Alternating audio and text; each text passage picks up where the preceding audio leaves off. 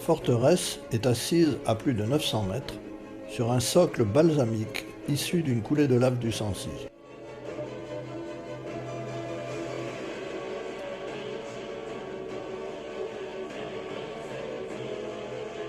La porte d'entrée de la haute cour du château témoigne de l'union des familles de Murol et d'Estaing, scellée en 1455.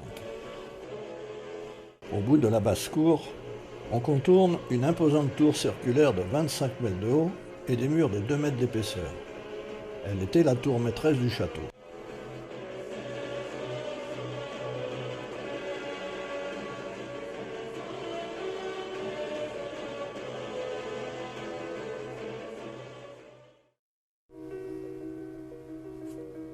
Place militaire d'exception, le château a été l'une des clés du pouvoir des seigneurs d'Auvergne. Il doit sa renommée à l'un des seigneurs, Guillaume de Murol. Revenant de la guerre, il tint à son journal en notant scrupuleusement tous les événements et les comptes de la seigneurie. Aucun autre château de France ne dispose d'un tel document. Grâce à lui, et avec l'aide des dernières connaissances archéologiques et historiques, la visite évoque les personnages, les événements et le décor du château il y a 600 ans.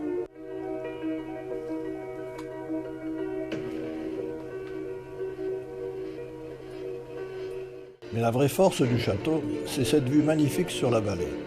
Rien n'échappait à la vigilance des chevaliers.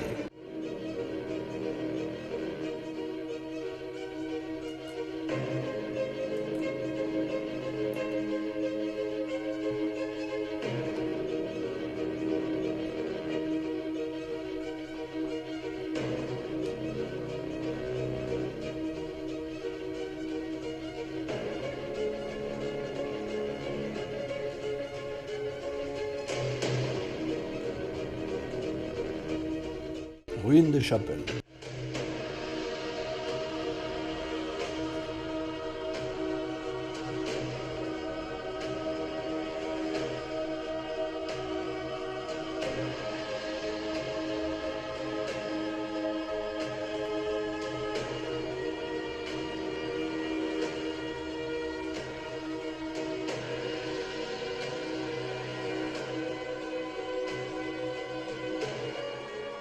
On recommence à monter des escaliers pour accéder en haut, au château à proprement parler.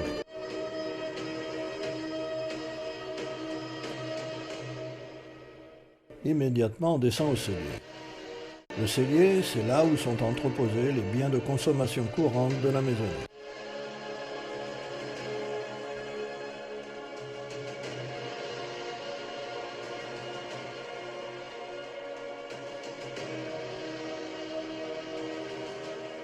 Un lieu unique. Ici siégeait dans la salle des apparats le seigneur du château.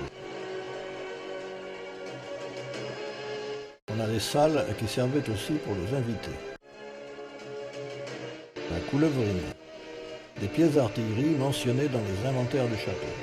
Casques, gantelets et épées sont présentés. Mais la pièce maîtresse de Murol reste la coulevrine en bronze de 200 kg.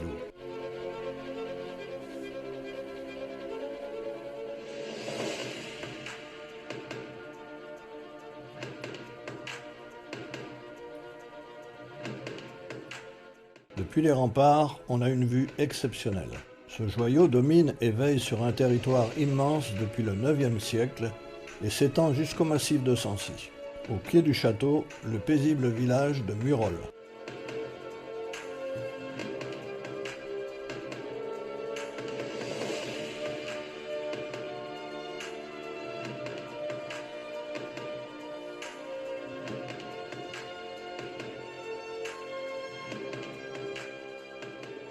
On traverse le bureau de Guillaume et la chambre de sa femme, Guyotte de Tournon.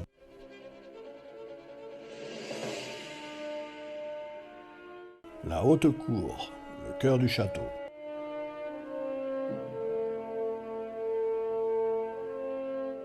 Il doit son succès à des passionnés qui continuent à faire vivre ce patrimoine d'exception.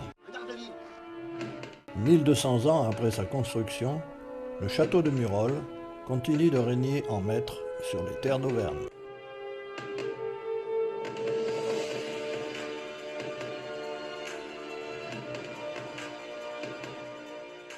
La fontaine, à résurgence naturelle, alimentait en eau le village.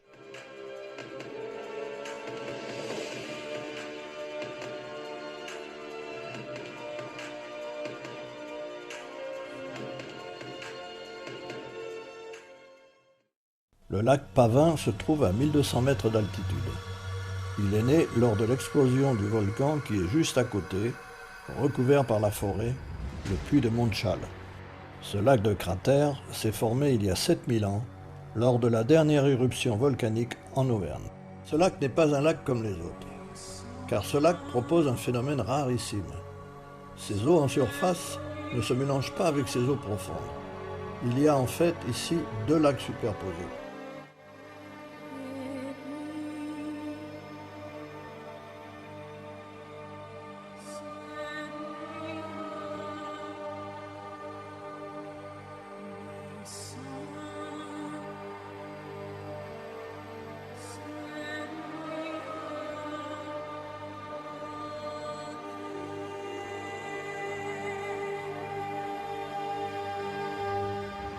Superbès est une station de sport d'hiver tout près du Grand Sancy.